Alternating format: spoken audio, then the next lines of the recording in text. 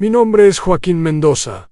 Tengo 47 años. Y durante 15 años de mi vida, fui curandero en los altares sagrados de Tlaxcala. 15 años que creí estar sanando almas, cuando en realidad estaba alimentando algo mucho más oscuro de lo que jamás imaginé. Hoy voy a contarte la verdad sobre lo que realmente sucedía en esos altares. Una verdad que ha estado oculta durante décadas. Una verdad que casi me cuesta la vida cuando intenté revelarla. Porque detrás de cada ritual de sanación, detrás de cada cántico que creíamos sagrado, se escondía un secreto diabólico que ha estado corrompiendo las almas de miles de personas. En Tlaxcala, ¿sí crees que conoces la verdad sobre la curandería tradicional? Si has visitado alguna vez estos altares buscando sanación, necesitas escuchar esta historia. Lo que voy a revelarte cambiará para siempre tu perspectiva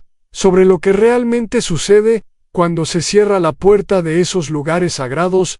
Durante años mantuve silencio por miedo, por culpa, por la amenaza constante que pesaba sobre mi familia, pero hoy, después de años de terapia y un proceso de sanación que aún continúa, he decidido romper ese silencio. Porque hay secretos que no pueden seguir enterrados, y hay personas que siguen siendo víctimas de este sistema corrupto. Esta es mi confesión, mi testimonio, mi manera de hacer justicia por todas las almas que fueron dañadas en nombre de la sanación. Esta es la historia del cántico diabólico que se esconde en los altares de Tlaxcala. Todo comenzó cuando tenía 17 años. Mi familia había perdido todo en una mala cosecha, y mi padre, desesperado, buscaba cualquier manera de salir. Fue entonces cuando llegó a nuestro pueblo un hombre que se hacía llamar Maestro Aurelio, un curandero respetado que venía de los altares principales de Tlaxcala. Aurelio observó algo en mí que ni yo mismo sabía que tenía, que podía ver mi don brillando como una luz dorada alrededor de mi cabeza. Le dijo a mi padre que yo tenía el potencial de convertirme en un gran curandero, que podría sanar a cientos de personas, y por supuesto, generar suficiente dinero para mantener a mi familia. A mi padre, un hombre sencillo y desesperado, vio en esto una oportunidad divina. Sin consultarme, firmó un acuerdo con Aurelio. Yo sería llevado a los altares de Tlaxcala para ser entrenado como curandero durante 5 años. A cambio, mi familia recibiría una suma considerable de dinero y una porción de mis futuros ingresos. Recuerdo la noche antes de partir. Mi madre lloraba en silencio mientras empacaba mis pocas pertenencias. Me entregó una pequeña cruz de madera que había pertenecido a mi abuela y me susurró: hijo, nunca olvides quién eres, nunca olvides de dónde vienes, y si alguna vez sientes que algo no está bien, confía en tu corazón. No entendí entonces el peso de sus palabras. Pensé que se trataba simplemente de una madre preocupada por su hijo que se alejaba de casa. Ahora sé que ella intuía algo que yo tardaría años en descubrir. El viaje hacia Tlaxcala fue largo y silencioso. Aurelio apenas me dirigía la palabra, limitándose a darme instrucciones básicas sobre lo que debía esperar. Me dijo que los primeros años serían difíciles, que tendría que aprender a purificar mi mente y mi espíritu antes de poder canalizar el verdadero poder de la sanación. Cuando finalmente llegamos a los altares, me quedé impresionado por la magnificencia del lugar. Era un complejo de edificios antiguos construidos alrededor de un altar central de piedra volcánica. Las paredes estaban cubiertas de símbolos que no reconocí, y el aire tenía un aroma extraño, mezcla de incienso y algo más que no pude identificar. Aurelio me llevó directamente hacia el edificio principal, donde me presentó al maestro superior, un hombre anciano llamado Esteban Morales. Sus ojos eran tan penetrantes que sentí como si pudiera ver directamente dentro de mi alma. Me estudió durante largos minutos en silencio, caminando a mi alrededor como si fuera una mercancía que estuviera evaluando. Sí, dijo finalmente, este tiene el don, pero está contaminated por las creencias limitantes del mundo exterior. Será necesario purificarlo completamente antes de que pueda comenzar el verdadero entrenamiento. Esas palabras me llenaron de orgullo. Pensé que había sido elegido para algo especial, algo sagrado. No sabía que acababa de ser marcado para algo completamente diferente. Me asignaron una pequeña habitación en el edificio de los aprendices. Era austera, pero limpia, con una ventana pequeña que daba hacia el altar central. Esa primera noche, mientras me acostaba en mi nuevo hogar, escuché por primera vez el cántico nocturno en. Era una melodía extraña, que parecía surgir desde las profundidades de la tierra. Los tonos eran hipnóticos, casi adormecedores, pero había algo en ellos que me hacía sentir incómodo. Cuando pregunté al día siguiente sobre el origen de esos cantos, me dijeron que eran oraciones de sanación que se realizaban durante toda la noche. Para mantener las energías del lugar purificadas, debería haber confiado en mi instinto desde el primer momento, pero era joven, estaba lejos de casa y quería creer que había encontrado mi propósito en la vida. Los primeros días en los altares fueron como un proceso de adoctrinamiento disfrazado de entrenamiento espiritual. Cada mañana, antes del amanecer, todos los aprendices debíamos reunirnos en el altar central para la purificación matutina. El maestro Esteban nos hacía repetir una serie de cánticos en una lengua que decía era náhuatl ancestral, pero que sonaba diferente a cualquier cosa que hubiera escuchado antes.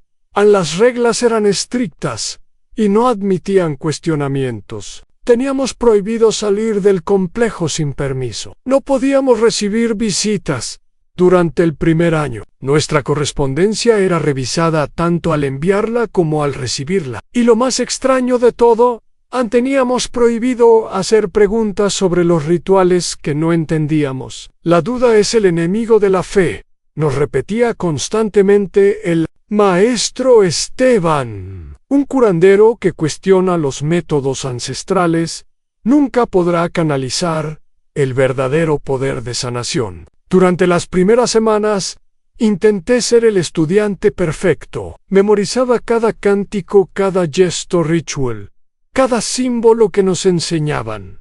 Pero había algo que no cuadraba. Los símbolos que decoraban las paredes no se parecían a nada que hubiera visto en los libros de historia mexicana. Y los cánticos, aunque nos decían que eran sagrados, me producían una sensación de inquietud que crecía día a día. Fue durante mi segundo mes cuando conocí a Diego. Un apprentice Q. Llevaba 3 años en el lugar. Diego tenía mi edad, pero parecía mucho mayor.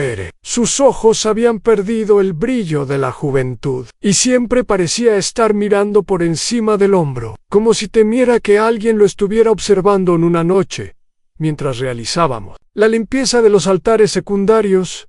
Diego se acercó a mí con cautela. «Joaquín», me susurró, ¿has notado algo extraño en los cánticos nocturnos? Sentí un escalofrío recorrer mi espina dorsal. No era el único que había percibido algo inquietante.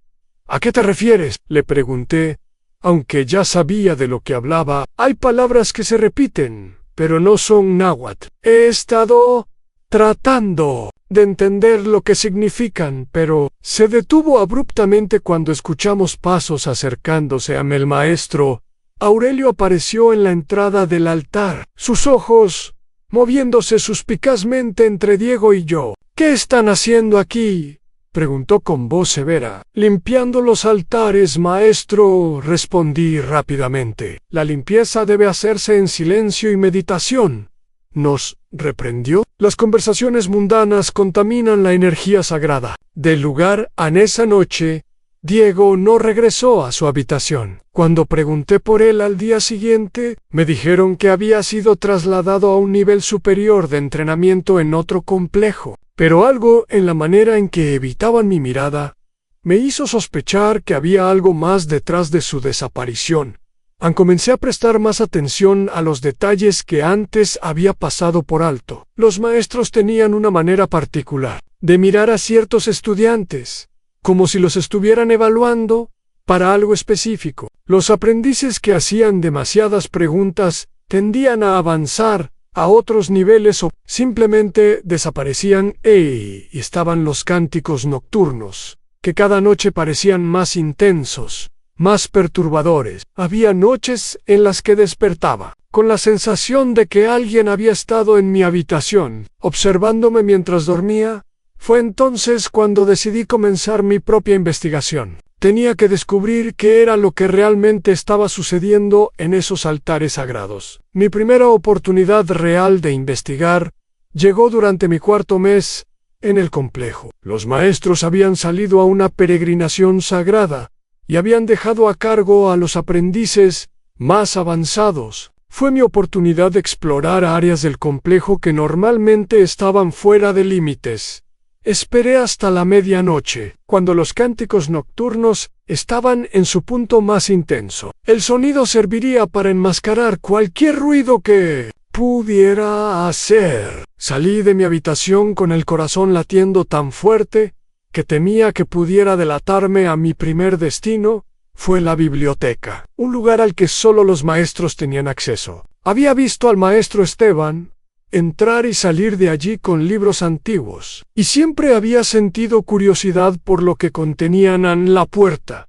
Estaba cerrada con llave, pero años de vivir en el campo me habían enseñado a ser ingenioso. Utilize un alambre que encontré en el taller para manipular la cerradura hasta que finalmente se dio. El interior de la biblioteca era diferente a lo que había esperado. En lugar de los textos sagrados y tratados de curandería que imaginaba, las estanterías estaban llenas de libros sobre ocultismo, demonología y lo que parecían ser rituales de magia negra. Los títulos me helaron la sangre en invocaciones a los señores oscuros, el poder de los sacrificios espirituales, cómo canalizar entidades malignas. Con manos temblorosas, tomé uno de los libros y lo abrí. Estaba escrito en español, pero intercalado con símbolos que reconocí inmediatamente eran los mismos que decoraban las paredes del complejo. Mayan Traslaya. Mi horror crecía página tras página.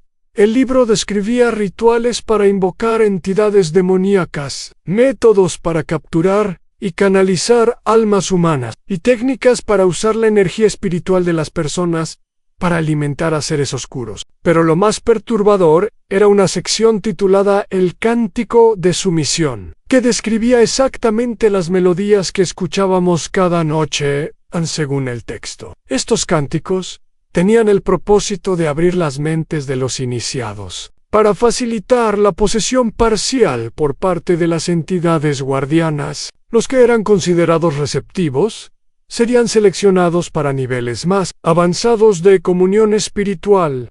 Sentí náuseas al leer estas palabras. Todo comenzaba a tener sentido a las desapariciones, los comportamientos extraños de algunos aprendices, la manera en que los maestros nos observaban constantemente. De repente, escuché pasos acercándose por el pasillo. Rápidamente guardé el libro y me escondí detrás de una de las estanterías más altas. La puerta se abrió y entró el maestro Aurelio, acompañado por otro hombre que no reconocí. Los nuevos están respondiendo bien al condicionamiento, decía el desconocido.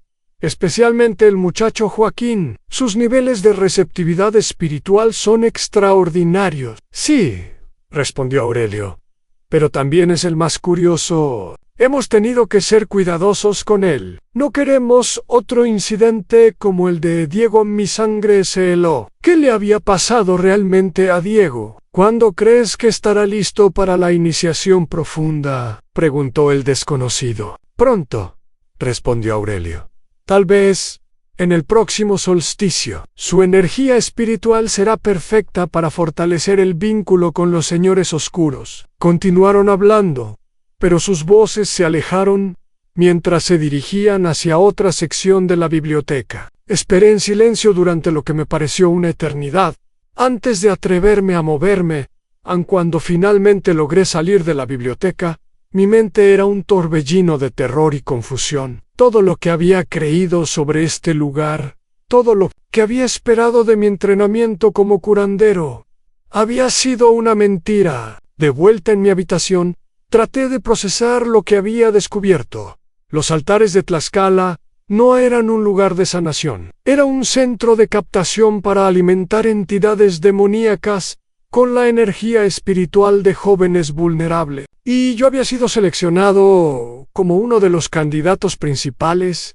Esa noche no pude dormir. Los cánticos nocturnos, que antes simplemente me incomodaban, ahora me llenaban de terror. Podía escuchar en ellos las invocaciones que había leído. En el libro, las palabras que estaban diseñadas para abrir nuestras mentes a la posesión. Tenía que escapar, pero primero tenía que encontrar una manera de salvar a los otros aprendices que, como yo, habían sido engañados. Tenía que descubrir qué había pasado realmente con Diego y con todos los demás que habían avanzado a niveles superiores. Al día siguiente, comencé a observar todo con nuevos ojos. Noté que algunos de los aprendices más antiguos tenían una mirada vacía, como si parte de su esencia hubiera sido drenada. Hablaban menos, sonreían menos y parecían moverse como si estuvieran en un trance constante. Había un patrón en las desapariciones. Los aprendices que mostraban demasiada curiosidad o resistencia eran los primeros en ser seleccionados para niveles superiores. Los que se sometían completamente al adoctrinamiento permanecían más tiempo, pero gradualmente perdían su humanidad. Era un sistema diabólico, disfrazado de enseñanza espiritual, y yo estaba en el centro de su próximo gran ritual. Durante los días siguientes, intenté comportarme como si nada hubiera cambiado. Participaba en los rituales matutinos, realizaba mis tareas de limpieza y mantenía conversaciones superficiales con los otros aprendices, pero por dentro, cada fibra de mi ser estaba alerta, buscando cualquier oportunidad para investigar más. La oportunidad llegó cuando me asignaron a ayudar con la preparación de los altares para lo que llamaban ceremonia de elevación espiritual. Era un evento que se realizaba una vez al mes y nunca antes había sido incluido en los preparativos mientras limpiaba los altares secundarios. Noté que uno de ellos tenía una base hueca. Al golpear suavemente la piedra, escuché un eco que sugería que había un espacio vacío debajo. Después de asegurarme de que nadie me observaba, busqué alrededor hasta encontrar una pequeña palanca disimulada entre las decoraciones. Al accionarla, una sección del altar se deslizó hacia un lado, revelando una escalera que descendía hacia la oscuridad. El aire que subía desde abajo tenía un olor pútrido que me hizo retroceder inmediatamente. Sabía que no debería bajar. Cada instinto de supervivencia me gritaba que me alejara, pero también sabía que si no descubría la verdad completa, nunca podría escapar realmente de este lugar, ni salvar a los otros. Tomé una de las velas del altar y comencé a descender. Los escalones eran irregulares y resbaladizos, como si hubieran sido tallados directamente en la roca. Las paredes estaban cubiertas de símbolos que brillaban débilmente con una luz propia, creando patrones hipnóticos que me mareaban. Mientras más descendía, más fuerte se volvía el hedor. Era una mezcla de muerte, humedad y algo más que no podía identificar. Finalmente, llegué a una cámara subterránea que me hizo vomitar inmediatamente. El suelo estaba cubierto de huesos humanos, algunos obviamente antiguos, otros que parecían mucho más recientes. En el centro de la habitación había un altar de piedra negra, manchado con lo que parecían ser restos de sangre seca. Alrededor del altar había círculos concéntricos de símbolos tallados en el suelo, todos brillando con esa extraña luz verdosa. Pero lo más horroroso de todo eran las jaulas. Había docenas de ellas, todas vacías ahora, pero con signos evidentes de haber sido utilizadas recientemente. Cadenas, grilleches y restos de ropa que reconocí como pertenecientes a aprendices que habían avanzado a niveles superiores. En una esquina de la cámara encontré un diario encuadernado en cuero negro. Con manos temblorosas, Lo abrí y comencé a leer. Las primeras páginas estaban escritas en la letra del maestro Esteban y describían rituales de sacrificio que se remontaban a décadas atrás. El poder de los señores oscuros crece con cada alma que les ofrecemos, escribía. Los jóvenes con don espiritual son los más valiosos. Su energía, correctamente canalizada, puede mantener abiertas las puertas entre los mundos durante meses. Continué leyendo, y cada página me llenaba de mayor horror. Había listas de nombres, fechas y descripciones detalladas de rituales. Reconocí muchos de los nombres en aprendices que habían avanzado durante los años anteriores. En Diego aparecía en las páginas más recientes. Su entrada describía cómo había sido seleccionado para un ritual de comunión profunda debido a su resistencia espiritual. Según el diario, esta resistencia lo convertía en un recipiente ideal para las entidades de nivel superior. La entrada terminaba con una nota escalofriante. El sujeto. Diego mostró una capacidad excepcional para canalizar energía demoníaca. Su transformación en guardián espiritual fue exitosa. Ahora sirve como intermediario entre nuestro plano y el reino de los señores oscuros. Sentí que las piernas me temblaban. Diego no había desaparecido. Había sido transformado en algo más, algo que ya no era humano. Mientras procesaba esta información, escuché voces que venían desde arriba. Alguien había descubierto que el altar estaba abierto. Rápidamente guardé el diario bajo mi camisa y comencé a subir las escaleras tan silenciosamente como pude. Cuando llegué a la superficie, pude ver las luces de antorchas acercándose. No tenía tiempo de cerrar el altar correctamente, así que simplemente corrí hacia las sombras y esperé. El maestro Aurelio llegó primero, seguido por otros dos maestros que no reconocí. Su rostro estaba contorsionado de furia cuando vio el altar abierto. «Alguien ha estado aquí», gruñó. «Alguien ha visto lo que no debía ver». «¿Crees que fue uno de los aprendices?», preguntó uno de los otros maestros. «Tiene que ser», respondió Aurelio. «Y creo que sé quién es». Mi sangre se heló. Sabía que tenía muy poco tiempo antes de que me encontraran. Tenía que actuar rápido. Esa noche, mientras los otros aprendices dormían, me acerqué silenciosamente a algunos de los que consideraba más confiables. Comencé con Marco, un muchacho de mi edad que había llegado al complejo aproximadamente al mismo tiempo que yo. «Marco», le susurré, «necesito que me escuches muy cuidadosamente. Nuestras vidas están en peligro». Su reacción inicial fue de shock y incredulidad, pero cuando le mostré algunas páginas del diario que había logrado arrancar, su expresión cambió completamente. «¿Qué podemos hacer?», me preguntó, con voz temblorosa. «Tenemos que escapar», le respondí. «Pero primero, tenemos que advertir a los otros». Decidimos que sería demasiado arriesgado intentar convencer a todos los aprendices de una vez. En lugar de eso, seleccionamos a 5 de los más jóvenes y receptivos, y durante los siguientes días, gradualmente les revelamos la verdad sobre el lugar.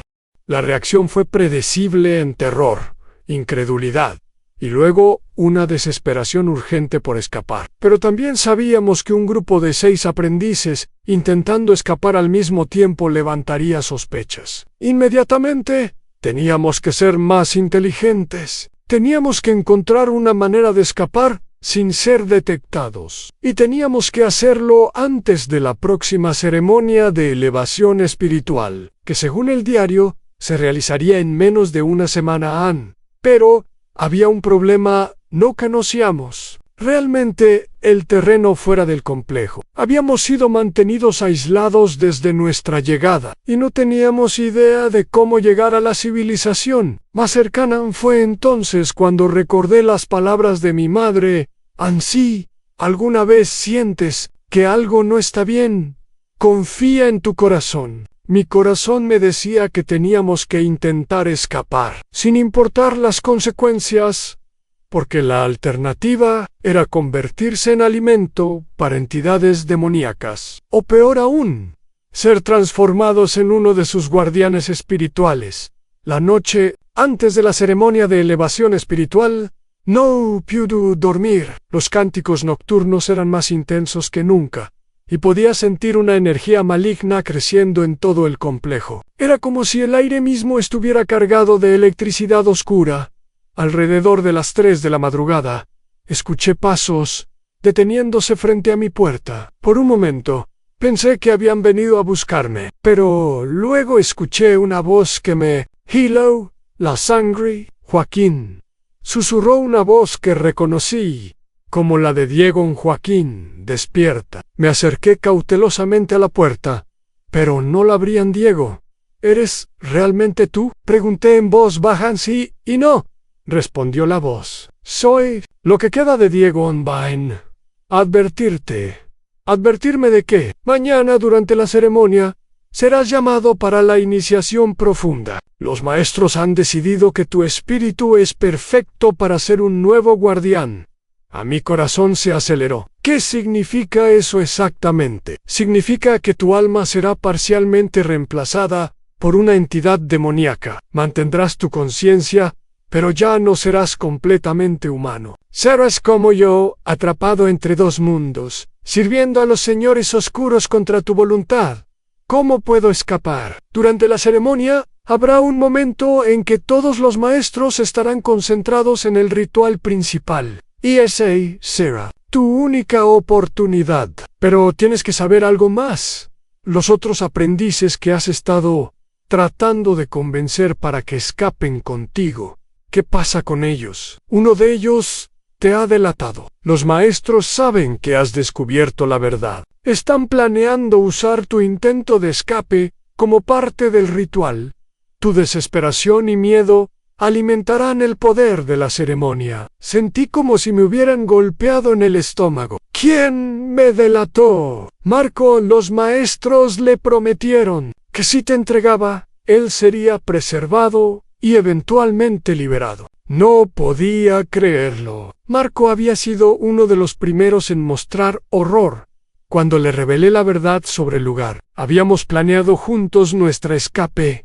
«¿Qué puedo hacer ahora?», pregunté, sintiendo que la desesperación me invadía. «Hey, una manera», respondió Diego, «pero es extremadamente peligrosa. En el sótano, debajo de la cámara de sacrificios, hay un túnel que conecta con las cuevas naturales del valle. Fue construido hace décadas como una ruta de escape de emergencia para los maestros.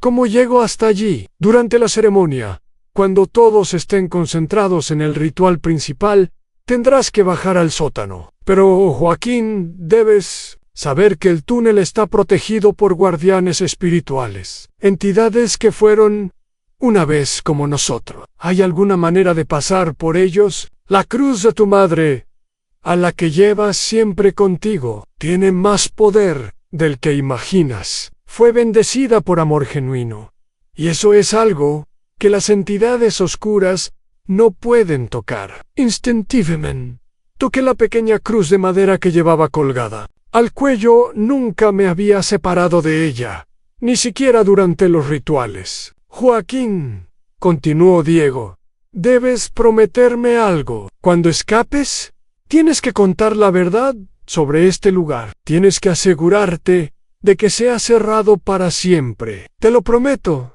respondí, con lágrimas en los ojos. «Y una cosa más, no intentes salvar a los otros aprendices. Muchos de ellos ya han sido demasiado condicionados. Si intentas llevártelos, solo lograrás que todos sean capturados». Esas palabras me desgarraron el corazón. La idea de dejar a los otros jóvenes en este lugar horrible era casi insoportable.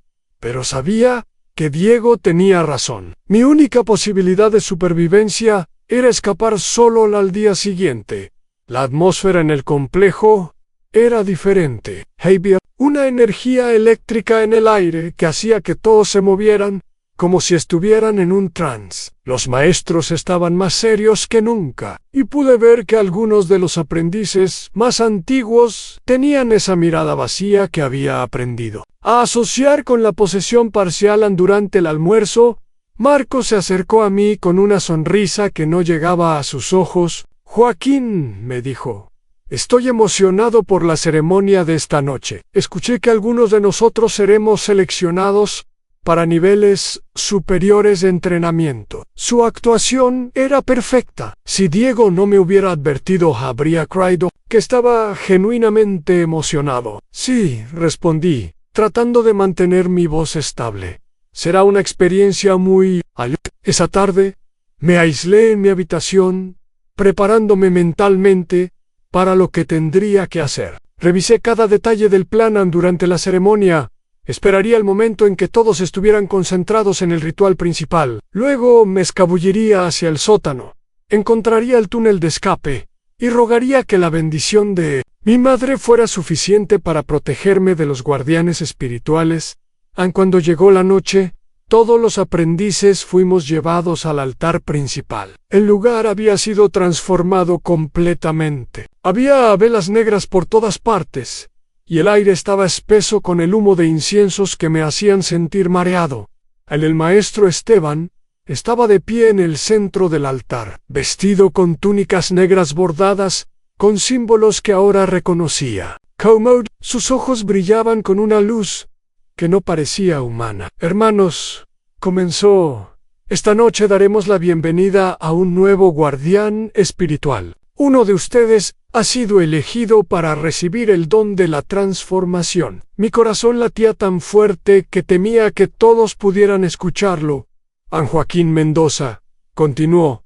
Acércate al altar. Este era el momento. Todo dependía de los próximos minutos. Mientras caminaba hacia el altar, mi mente trabajaba frenéticamente. Tenía que encontrar el momento perfecto para escapar. Cuando todos estuvieran completamente absortos en el ritual, el maestro Esteban me hizo colocar las manos sobre el altar de piedra negra. El frío del material me atravesó como miles de agujas. En mí comenzó a recitar incantaciones en esa lengua extraña que ahora sabía que no era náhuatl ancestral, sino algo mucho más oscuro. Los otros maestros se unieron al cántico, y pude sentir que algo horrible estaba comenzando a manecer. El aire alrededor del altar comenzó a distorsionarse, como si la realidad misma estuviera siendo doblegada. Fue entonces cuando vi mi oportunidad. Todos los maestros tenían los ojos cerrados, completamente concentrados en sus incantaciones. Los aprendices estaban en un estado de trance, balanceándose al ritmo de los cánticos con un movimiento rápido. Me aparté del altar y corrí hacia la salida. Escuché gritos de sorpresa y furia detrás de mí, pero no me detuve. Corrí a través de los pasillos como si mi vida dependiera de ello, porque literalmente así era. Llegué al altar secundario que ocultaba la entrada al sótano. Mis manos temblaban mientras buscaba la palanca oculta. Detrás de mí podía escuchar pasos acercándose rápidamente. «Joaquín», gritó la voz del maestro Aurelio, «no puedes escapar del destino que te ha sido asignado». Finalmente, la palanca y la accioné. El altar se deslizó hacia un lado justo cuando las primeras luces de antorchas aparecieron al final del pasillo. Salté hacia la abertura y comencé a bajar las escaleras lo más rápido que pude. Detrás de mí, escuché el sonido de varios hombres siguiéndome. Cuando llegué a la cámara de sacrificios, no me detuve a mirar los horrores que había visto antes. Corrí directamente hacia el fondo, donde Diego me había dicho que estaría la entrada al túnel de escape efectivamente. Detrás de una cortina de huesos humanos, había una abertura que parecía haber sido tallada directamente en la roca. El aire que salía de ella era fresco, lo que me dio esperanza de que efectivamente conectara con el exterior. Pero cuando me acerqué a la entrada, 3 figuras se materializaron bloqueando mi camino. Eran los guardianes espirituales de los que Diego me había advertido. Sus formas eran una mezcla grotesca de humano y algo más oscuro, con ojos que brillaban con una luz malévola. «No puedes pasar», dijeron al unísono, con voces que sonaban como el eco de múltiples personas hablando a la vez. Instintivamente, agarré la cruz de mi madre y la sostuve frente a mí. Los guardianes retrocedieron como si hubieran sido golpeados, por una fuerza invisible. El amor de una madre, si soy uno de ellos, todavía conserva su poder aquí. Aproveché su confusión para correr hacia la entrada del túnel. Mientras pasaba junto a ellos, pude sentir sus garras rozando mi camisa, pero no lograron detenerme. En el túnel era estrecho y oscuro, pero podía sentir una ligera corriente de aire fresco que me indicaba la dirección correcta. Detrás de mí, escuchaba los gritos de furia de los maestros que habían llegado a la cámara de sacrificios. Corrí a través del túnel durante lo que me pareció una eternidad. Mis pulmones ardían y varias veces tropecé con rocas sueltas, pero no me detuve. La adrenalina y el terror me mantenían en movimiento. Finalmente, después de lo que debieron ser varios kilómetros, vi una luz débil adelante. Era la luz de la luna filtrándose por la entrada de una cueva. Estaba cerca de la libertad. Cuando salí de la cueva, me encontré en un valle que no reconocía. Podía ver las luces del complejo de altares en la distancia, pero estaban lo suficientemente lejos como para darme esperanza. Sabía que tenía que alejarme lo más posible antes del amanecer. Los maestros enviarían grupos de búsqueda, y probablemente conocían el terreno mucho mejor que yo. Comencé a caminar hacia las montañas, usando las estrellas como guía. Había aprendido navegación básica durante mi infancia en el campo, y sabía que si me dirigía hacia el norte, eventualmente encontraría alguna comunidad. Mientras caminaba, podía escuchar sonidos a la distancia que me helaban la sangre, aullidos que no sonaban completamente humanos, y el ruido de algo grande moviéndose entre los arbustos. Sabía que me estaban siguiendo. Caminé durante toda la noche, deteniéndome solo cuando el agotamiento amenazaba con hacerme colapsar. Cada sombra parecía esconder una amenaza. Cada sonido nocturno me hacía estremecer. Cuando finalmente amaneció, pude ver humo en la distancia. Significaba que había una comunidad cerca, posiblemente una pequeña aldea. Reuní las pocas fuerzas que me quedaban y me dirigí hacia allá. La aldea era pequeña, apenas unas pocas casas dispersas alrededor de una plaza central. Cuando debo haber parecido un espectro sucio, desgarrado, con ojos salvajes de terror y agotamiento.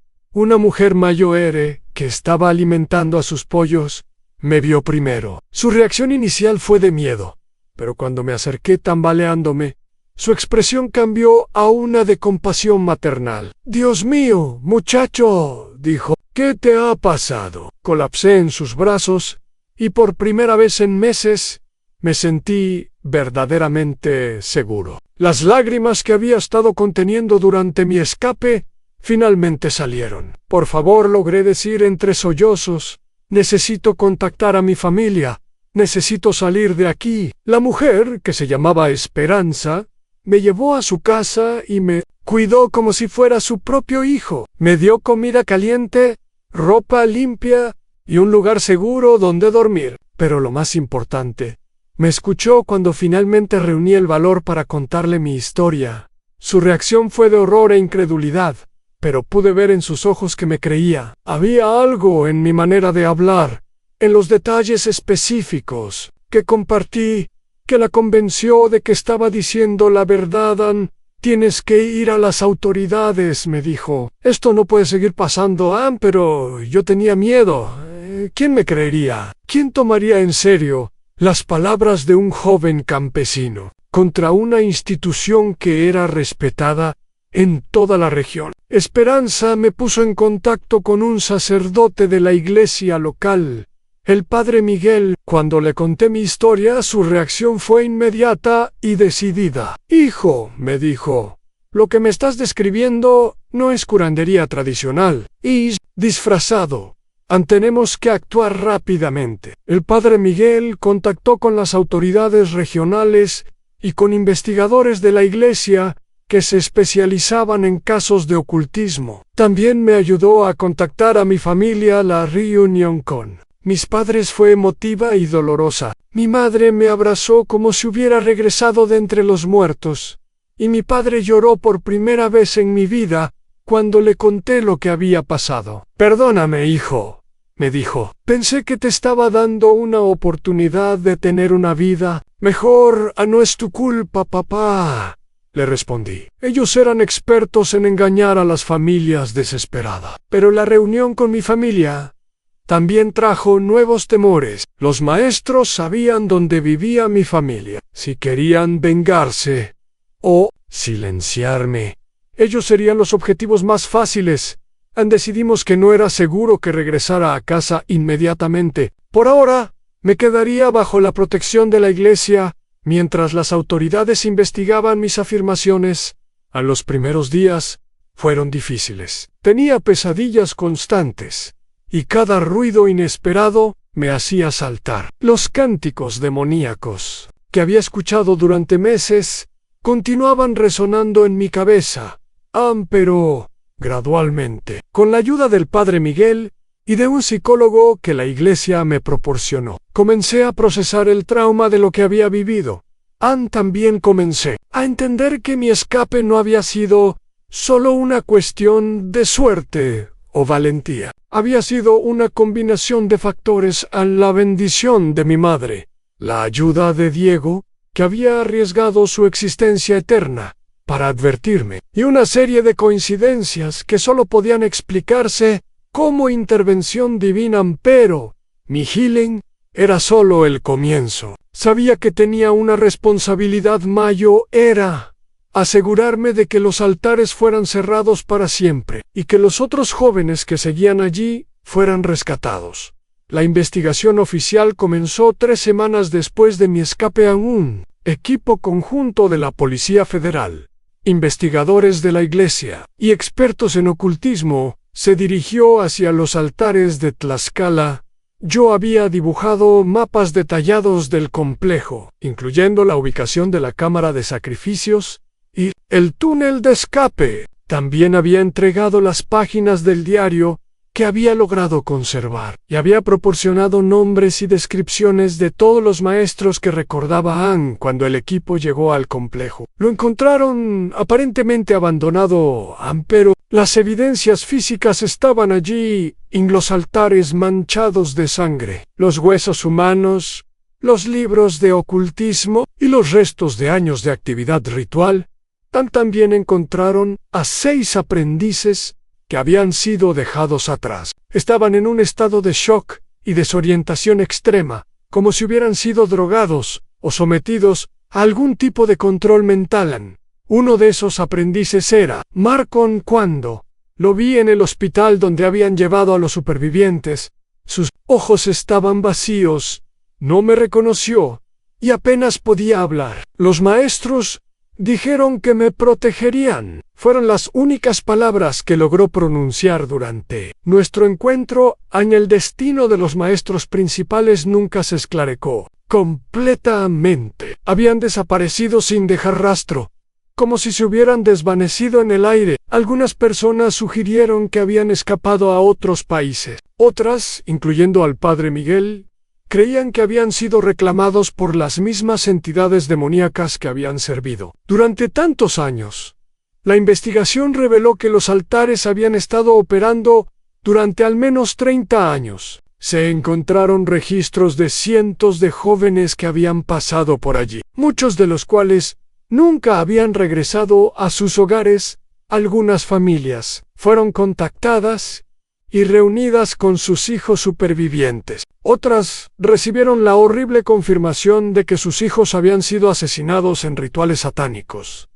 Yo testifiqué en múltiples investigaciones, tanto legales como eclesiásticas. Cada vez que contaba mi historia, revivía el trauma, pero también sentía que estaba cumpliendo mi promesa a Diego y a todos los otros que habían sido víctimas. El caso recibió atención nacional. Los medios de comunicación se enfocaron en el aspecto sensacionalista de altares satánicos y sacrificios humanos, pero yo siempre traté de mantener el enfoque en las víctimas y en la necesidad de proteger a otros jóvenes vulnerables. Comencé a recibir cartas de personas de todo el país, algunas compartiendo sus propias experiencias con grupos similares, otras ofreciendo apoyo y agradecimiento por mi valentía al hablar públicamente. Fue entonces cuando me di cuenta de que mi experiencia, por horrible que hubiera sido, me había dado un propósito único. Tenía la responsabilidad de usar mi supervivencia para ayudar a otros. Trabajé con organizaciones religiosas y gubernamentales para desarrollar programas de educación sobre cómo identificar y evitar grupos de culto disfrazados de instituciones espirituales legítimas. También ayudé a establecer redes de apoyo para supervivientes de abuso ritual. Mi historia se convirtió en parte de programas de entrenamiento para trabajadores sociales, psicólogos y oficiales de policía. Aprendí que mi caso no era único. Había muchos otros grupos similares operando en diferentes partes del país, aprovechándose de la desesperación de las familias pobres. Pero mi trabajo más importante fue con los supervivientes. Muchos de los jóvenes que habían sido rescatados de los altares y otros que habían escapado de situaciones similares necesitaban a alguien que entendiera lo que habían vivido. Establecí un centro de apoyo, con la ayuda de la iglesia y organizaciones de derechos humanos, donde los supervivientes podían recibir terapia especializada y apostar con otros que habían pasado por experiencias similares. Marco fue uno de nuestros primeros residentes. Su recovery fue lenta y difícil, pero gradualmente comenzó a recuperar su humanidad. Nunca recuperó completamente su personalidad original, pero aprendió a vivir con lo que había experimentado. Joaquín me dijo un día: sé que te traicioné, sé que puse en peligro tu vida. Marco, le respondí, tú también eras una víctima. Ellos te manipularon igual que a todos nosotros, pero tú fuiste lo suficientemente fuerte para resistir. No fui fuerte, le dije.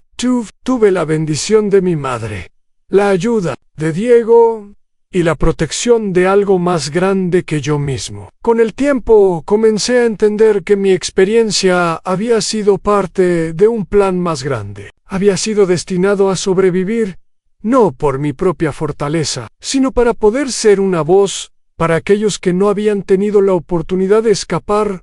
Los altares de Tlaxcala fueron oficialmente cerrados y sellados. El sitio fue exorcizado por un equipo de sacerdotes y posteriormente fue convertido en un memorial para las víctimas. Pero yo sabía que había muchos otros lugares similares aún operando. Mi trabajo estaba lejos de terminar.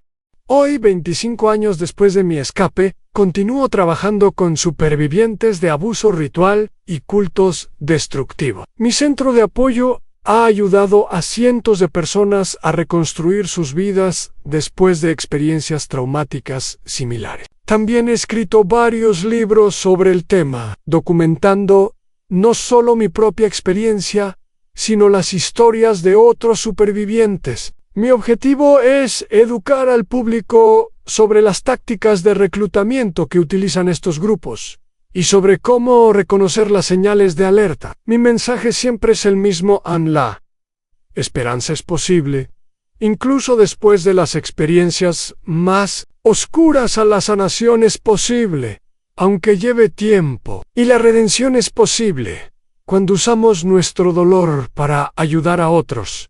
La cruz de mi madre todavía la llevo conmigo todos los días. Ya no brilla con la misma luz protectora que sentí durante mi escape, pero sigue siendo un recordatorio constante del amor que me salvó y del propósito que surgió de mi sufrimiento. Durante estos años, he recibido señales de que Diego finalmente encontró la paz. Varios supervivientes han reportado sueños en los que una figura benevolente los guía hacia la seguridad. No puedo probarlo, pero en mi corazón sé que es Él, cumpliendo en la muerte la misión de protección que no pudo completar en vida. A veces, la gente me pregunta si me arrepiento de haber escapado, considerando todo el dolor que he tenido que enfrentar al recordar y compartir mi experiencia. Mi respuesta siempre es la misma: jamás me arrepentiría, porque cada vida que hemos salvado, cada familia que hemos reunido, cada superviviente que ha encontrado sanación en nuestro centro,